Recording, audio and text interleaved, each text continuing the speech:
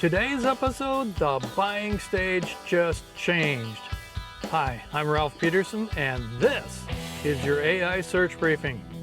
Most people think AI search is all about answering questions, but what if I told you AI is increasingly showing up when people are ready to spend money?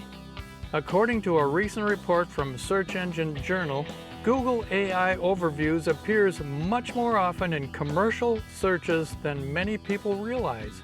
Think about that for a minute.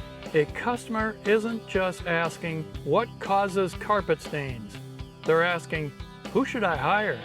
What should I buy? Which company should I buy it from?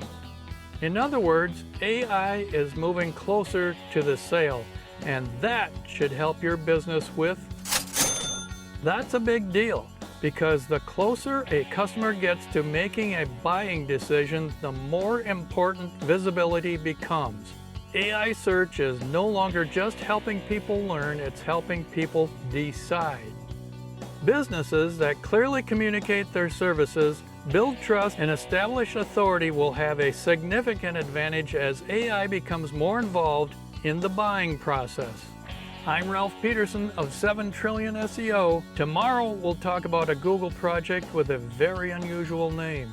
Until then, think big, be trusted, be recommended.